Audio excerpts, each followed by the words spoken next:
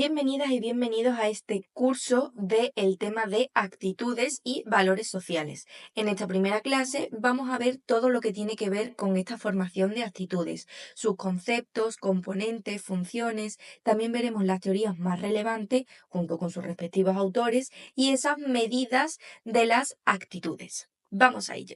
Y ahora sí, vamos allá con esta primera clase que vamos a ver es un poco los conceptos, los componentes, funciones y teorías, ¿vale? Empezamos por ¿cuál es el concepto de actitudes? Pues las actitudes son básicamente predisposiciones que hemos aprendido y que nos llevan a reaccionar de una manera ante ciertos estímulos, personas, objetos, situaciones que pueden ser tanto positivas como negativas, tanto favorables como desfavorables. Por lo tanto, estas actitudes van a influir en nuestra percepción, evidentemente, y comportamientos y se van a desarrollar a través de la experiencia y de la socialización. Por lo tanto, de forma así rápida, simplemente son unas predisposiciones que tenemos aprendidas. Al final, nuestras experiencias y nuestro proceso de socialización nos han hecho aprender una serie de predisposiciones que esto nos lleva a reaccionar de X forma ante pues, personas, objetos, estímulos, situaciones, cualquier tipo de cosa.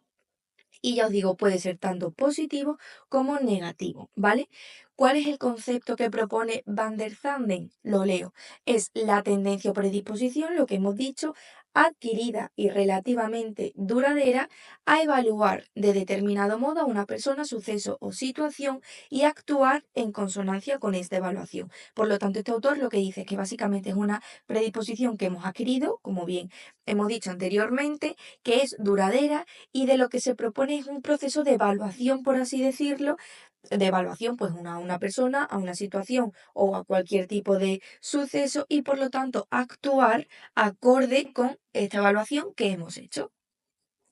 Vamos con los componentes de las actitudes. Según Rosenberg, y Hovland, desarrollaron este modelo tridimensional de la actitud o de las actitudes, donde defiende que son tres componentes lo que determinan la actitud que tú tienes hacia un objeto, persona, situación, etcétera. ¿Cuáles son estos tres componentes? Con estos gestos a lo mejor se quedan un poco más fácilmente. Tenemos el componente cognitivo, el componente afectivo y el componente conductual. ¿Cuál va a ser el componente cognitivo? Pues todas las creencias, pensamientos que tiene una persona sobre un objeto o situación. ¿Cuál va a ser el componente afectivo? Son esos sentimientos y emociones que nos generan o que la persona experimenta hacia este objeto o situación. Y por último tenemos el componente conductual, es la conducta, es decir, son estas predisposiciones de las que estamos hablando o este comportamiento hacia el objeto, la persona, situación, etcétera. Entonces tenemos que son tres componentes, el cognitivo, el afectivo y el conductual. Lo mismo con este tipo de gestos se os queda más fácilmente, pero básicamente eso, el cognitivo son los pensamientos, el afectivo las emociones y el conductual son esas predisposiciones o ese comportamiento hacia el objeto, persona o situación que tenemos estas actitudes. Pasamos con las funciones de las actitudes. Tenemos que aquí como autor predilecto, por así decirlo, a Katz. Tenemos que Katz genera o desarrolla esta teoría que se centra básicamente en el papel que desempeñan las actitudes en la vida normal de las personas y cómo las actitudes cumplen distintas funciones. Tenemos cuatro actitudes, cuatro funciones de las actitudes. Tenemos la función instrumental, la defensiva del yo, la del conocimiento y la expresiva. Vamos a ver qué quiere decir cada una. En primer lugar tenemos la instrumental o la utilitaria. Esta función es una herramienta para alcanzar recompensas y evitar castigos. Eso es bastante básico, que hace que guíe nuestras elecciones hacia aquello que es beneficioso para nosotros y nos aleja de lo que considera dañino o negativo o que considera una especie de castigo. Tenemos que este tipo de actitudes a menudo se forman y refuerzan con el aprendizaje, por recompensa y por castigo. Ya veremos también más adelante en la teoría qué tipo de teoría del aprendizaje incluye estos refuerzos o estas recompensas y castigo, ¿vale? Por lo tanto, tener una actitud positiva, por ejemplo, como ejemplo, tener una actitud positiva hacia el ahorro puede motivar a una persona a guardar dinero para el futuro. ¿Y esto qué va a hacer? Este está acercando a lo beneficioso que es guardar dinero para el futuro y evitar, evitar situaciones donde vas a pasar por dificultades económicas. Por lo tanto, la función instrumental lo que hace es intentar alcanzar las recompensas, en este caso sería guardar este dinero y evitar los castigos que podría ser una posible situación de dificultad económica. Vamos con la función del conocimiento.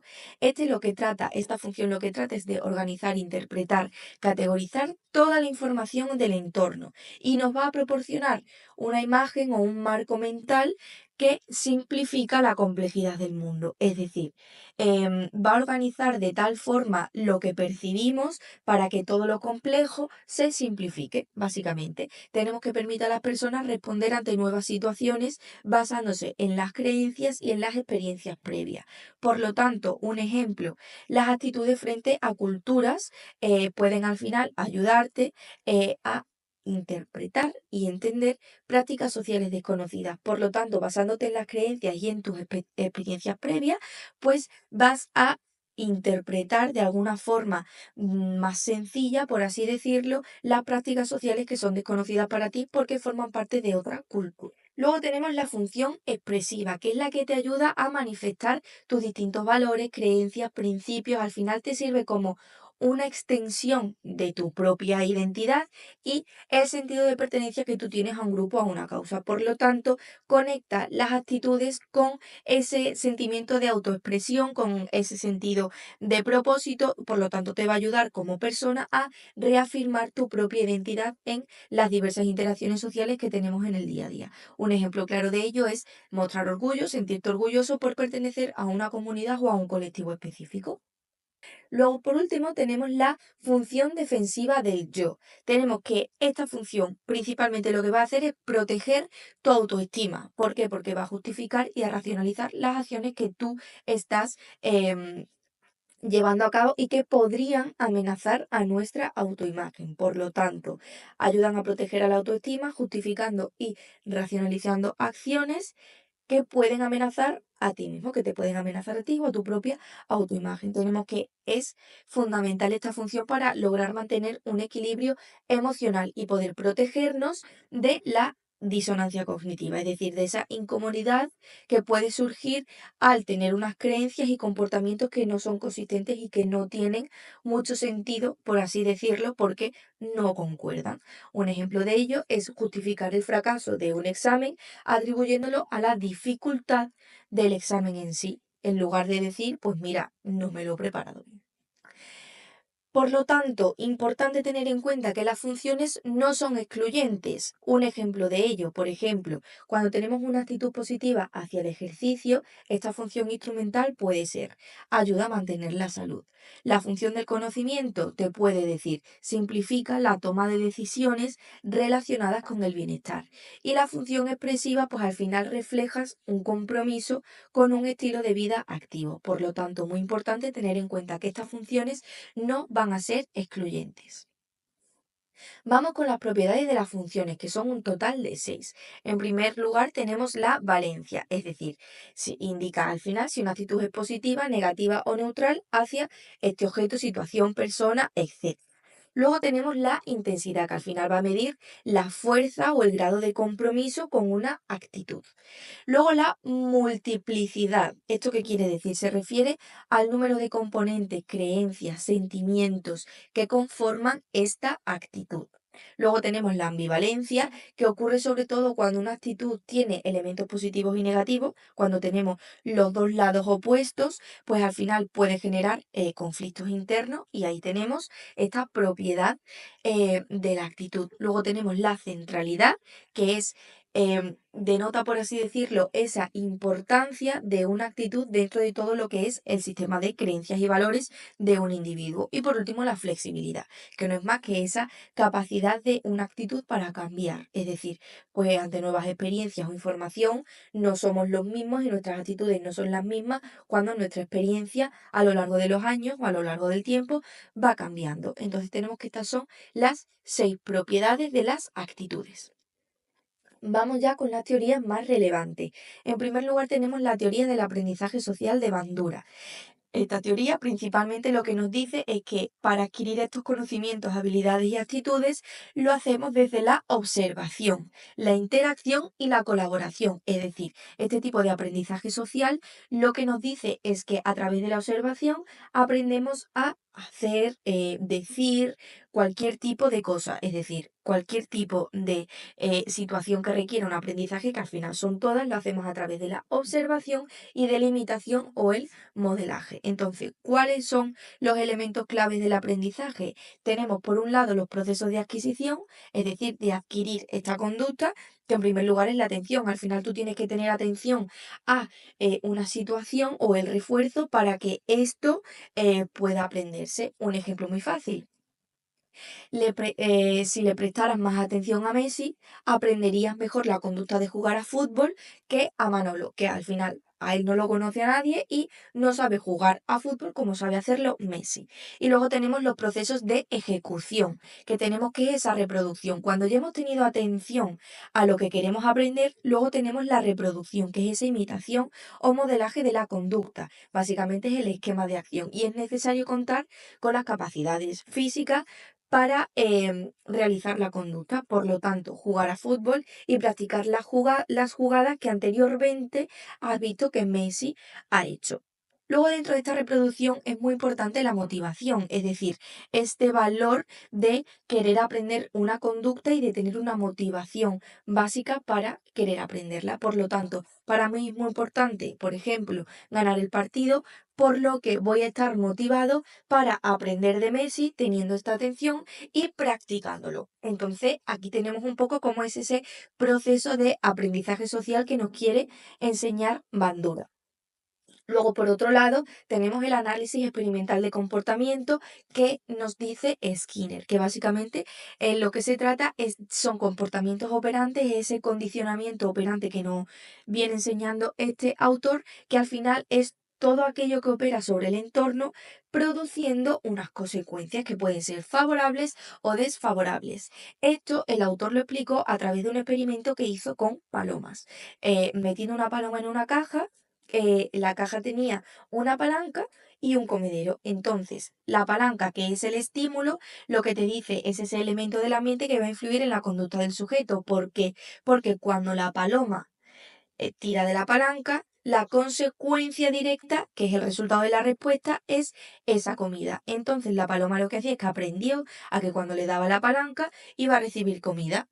Ese es el proceso de aprendizaje que nos explica Skinner. Ojo ahí, porque ahora podemos tener tanto refuerzos como castigos. Los refuerzos van a añadir algo bueno a la conducta, siempre que sea positivo, porque luego podemos tener los refuerzos negativos, que va a eliminar algo malo de la conducta. Y luego tenemos el castigo, que no es lo mismo, porque el castigo lo que hace es añadir algo malo a la conducta si es positivo, y si es negativo, eliminará algo bueno de la conducta.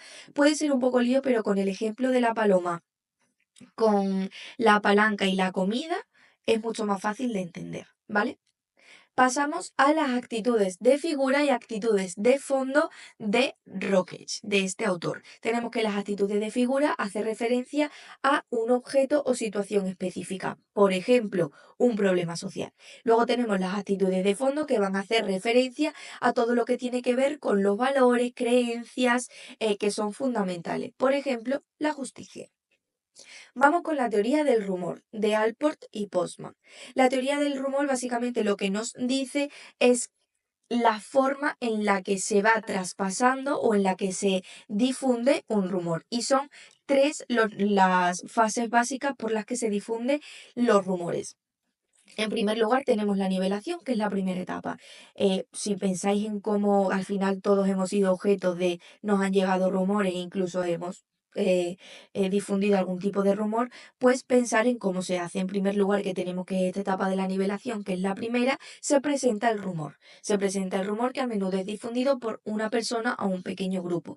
Luego pasamos a la segunda fase, que es la de acentuación. Tenemos que en esta el rumor se ha difundido a un grupo mucho más amplio y se ha aceptado como cierto. Es decir, después de esta nivelación, que es donde se presenta el rumor, la acentuación lo que hace es que define ya el rumor, por así decirlo, se difunde el rumor y encima se acepta como cierto. Y por último tenemos la asimilación, que es esta tercera etapa, donde el rumor al final se ha convertido en parte de las creencias y las normas del grupo, es decir, ya está completamente integrado, completamente asimilado y se puede utilizar para justificar o explicar ciertos comportamientos o eventos. Al final es muy sencillo porque os ponéis a pensar en cómo funciona la difusión de los rumores y salen muy rápido estas tres etapas. Por lo tanto, lo que os digo es bastante sencillo de entender. Vamos con la teoría de la disonancia cognitiva. Ojo aquí porque esta ha entrado varias veces en examen, ¿vale?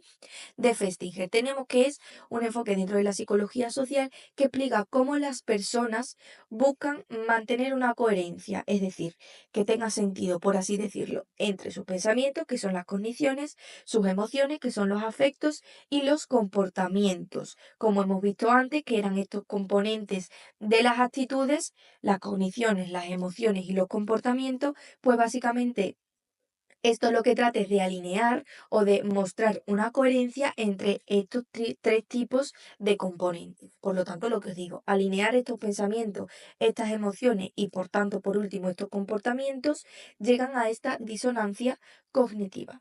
Por lo tanto, aquí os traigo un ejemplo. Si una persona cree que es generosa, una cognición, pero siente culpa después de negarse a ayudar a alguien, sentir culpa es una emoción, es un afecto, intentará resolver con una conducta, es decir, intentará resolver esta inconsistencia, ya sea cambiando su actitud, es decir, quizás no soy tan generoso como pensaba, su comportamiento futuro, es decir, la próxima vez sí que ayudaré, o racionalizando su propia acción, es decir, no ayudé a esta persona porque realmente no me necesitaba. Entonces, para recapitular un poco, la teoría de la disonancia cognitiva lo que dice o lo que trata de encontrar es una coherencia entre la cognición, lo afectivo y el comportamiento, los pensamientos, emociones y el comportamiento.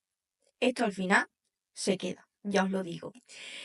Vamos a pasar ya a las medidas de las actitudes. Generalmente se suelen estudiar tres, si bien yo he traído cinco porque ha caído en examen a veces algunas que no entran dentro de las tres típicas o las tres más conocidas.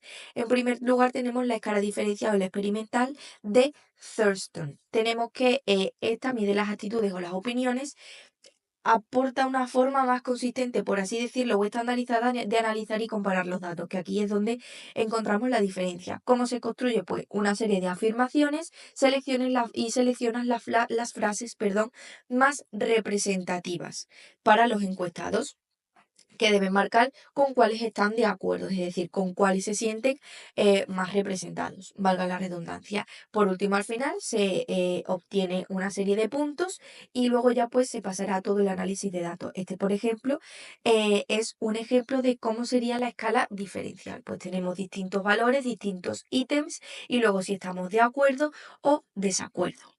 Luego tenemos la escala sumativa, la escala de Likert, que probablemente, perdón, os suene a muchos y a muchas, que básicamente se basa en una serie de afirmaciones o de ítems y cada uno se presenta a los participantes para su evaluación. Es decir, esta escala, aquí os he puesto esta imagen para que entendáis un poco más lo que os quiero decir, os vais a encontrar una escala con distintos ítems. Entonces, ante una afirmación de, yo qué sé, España es el mejor país del mundo, ¿no? Tenemos una escala donde indica, ¿estás en desacuerdo o estás totalmente de acuerdo? Y entre medio, pues, distintos ítems que marcan distintas formas en las que tú te sientes ante esta afirmación. Entonces, a la afirmación de España es el mejor país del mundo, puedes estar totalmente de acuerdo, totalmente en desacuerdo, de acuerdo, en desacuerdo o neutral. Este es un ejemplo muy básico para que entendáis cómo funciona esta escala sumativa, que probablemente si habéis hecho anteriormente algún tipo de encuesta que os hayan pedido, yo que sé, encuestas de la universidad o cosas así, esta escala yo creo que es la que más se utiliza dentro de todas las medidas de estas actitudes. Luego tenemos la escala acumulativa de Goodman, que esta no la conocía yo y me parece bastante curiosa. Esta escala sumativa básicamente incluye una lista de ítems que están ordenados de forma jerárquica, desde los más simples hasta los más complejos. Por lo tanto, el encuestado cuando elige uno de los ítems, por ejemplo, en este caso, si yo elijo el 4, el ítem 4 se da por entendido, por así decirlo, que los más simples del 4 para arriba, es decir, el 3, el 2 y el 1, estás de acuerdo con ellos, ¿vale? Porque al final si has elegido el 4 es porque has pasado por el 3, por el 2 y por el 1. Por lo tanto, lo que os digo, si el encuestado coge uno de los ítems más complejos, se va a dar por hecho que los anteriores también los cumple. Un ejemplo muy básico, este que os traigo aquí. En el ítem número 1, en el más básico, nos dice, me considero informado políticamente. Y el más complejo nos dice, milito en un partido político. Por lo tanto, si yo como usuario que está siendo encuestado escojo el ítem número 5, milito en un partido político, se da por hecho que también se cumple, que suelo asistir a mítines, que he intentado convencer a algún amigo o familiar para que voten a X partido político, que me agrada mantener discusiones sobre temas políticos y por último, que me considero informado políticamente. Así es un poco el funcionamiento de esta escala acumulativa. Luego tenemos también la escala de diferencial semántico de los autores Oswood, Suzy y Tannenbaum. Tenemos que es una técnica utilizada para medir el significado subjetivo que las personas tienen o que le dan a palabras, conceptos, objetos, situaciones, etc.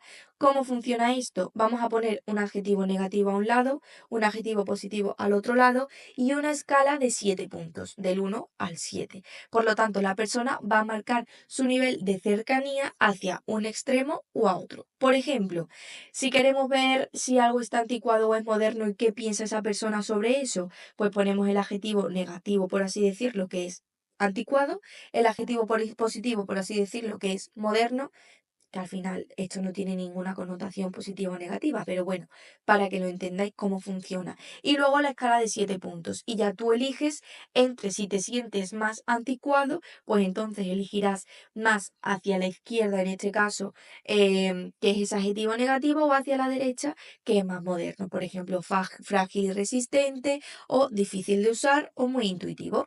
Y por último tenemos la escala F de Adorno.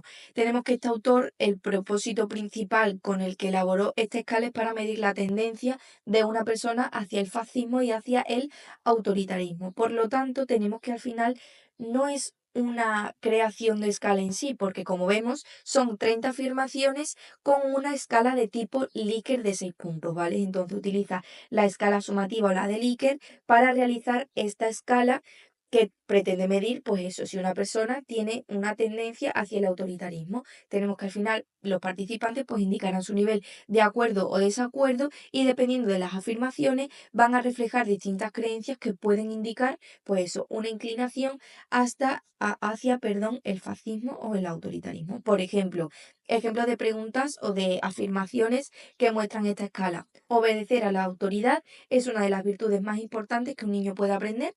Estar totalmente en desacuerdo, totalmente de acuerdo. Los crímenes violentos deben ser castigados con más dureza sin importar las circunstancias. O, por ejemplo, las diferencias entre grupos sociales son naturales y deben respetarse. Pues bueno, esto ha sido un poco todo el tema. Vamos a ver ahora cuáles han sido las preguntas que han caído en convocatorias anteriores. En primer lugar, de la promoción 33 nos preguntaron, en cuanto a las teorías sobre el cambio de actitudes, ¿quién formula la teoría de la disonancia cognitiva? Primera pregunta, primera porque no es la única, sobre disonancia cognitiva tenemos que fue Festinger. Seguimos. Mostrar una actitud negativa hacia los inmigrantes culpándoles de los problemas personales de desempleo, según Kat, qué función de las actitudes es un ejemplo característico. En este caso estamos viendo que es una actitud negativa hacia una población, culpándoles a ellos de problemas personales. Por lo tanto, es la función defensiva del yo. ¿Vale? Pasamos a la promoción 35, que según lo señalado por Rosenberg y Hovland en su modelo tridimensional, los tres componentes de las actitudes son afectivo, cognitivo y conductual, objetivo, conocimiento y conducta, o afecto, creencia y tiempo. Como hemos dicho, muy fácil, hemos dicho que es el cognitivo, el afectivo y el conductual. Por lo tanto, es la opción alfa. Promoción 36 nos preguntan por la escala de diferencial semántico, un instrumento utilizado para medir las actitudes que fue desarrollada por. Aquí una pregunta muy sencilla porque es teoría autor. Tenemos que esta escala de diferencial semántico que hemos visto fue realizada o desarrollada por Osgood, Suzy y Tannenbaum. Vamos a la promoción 37. ¿A qué autor de los siguientes se le atribuye? Segunda pregunta. La teoría de la disonancia cognitiva. Festinger, como me falléis está en el examen, yo me muero. Porque ya os digo que es que ha caído en repetidas veces y no sé si incluso una tercera vez. Ahora lo veremos. En la promoción 37, según Boninger, Krosnitz, y Berendt, existen tres factores que pueden jugar un papel clave en la determinación de la importancia de la actitud: el interés propio, la identificación social y la conexión entre actitudes y valores. Luego tenemos el interés del grupo social, la identificación y la conexión entre actitudes y valores, o interés propio, identificación de los valores y la conexión entre actitudes y estereotipos. Tenemos que la correcta, esta es la típica pregunta que siempre cae fuera de temario: el interés propio, identificación social y conexión entre actitudes y valores. De esta misma promoción nos dicen: la actitud definida como la tendencia o predisposición adquirida y relativamente duradera a evaluar de determinado modo a una persona, suceso o situación y actuar en consonancia con dicha evaluación fue dada por, también lo hemos visto, Van der Zande. Y luego en la promoción 40, es decir, en la pasada, nos preguntan por la escala que realizó Adorno para medir esta personalidad autoritaria en los años 60. Tenemos que la opción correcta, como hemos visto, es la escala F. Al final, si lo pensáis, es una escala que trata de medir la personalidad autoritaria y esa tendencia al fascismo. Por lo tanto, si pensáis en fascismo, escala F, en este caso sería más sencillo hacer esta asociación, ¿vale? Y con eso tenéis esta primera clase del tema de actitudes y valores. Estos temas suelen ser cortitos porque al final no tienen mucha chicha. Sabemos que podemos meter de todo en los temas de sociología, pero bueno, para que tengáis un poco las principales nociones más importantes de este tema. Nos vemos en la siguiente clase. Chao.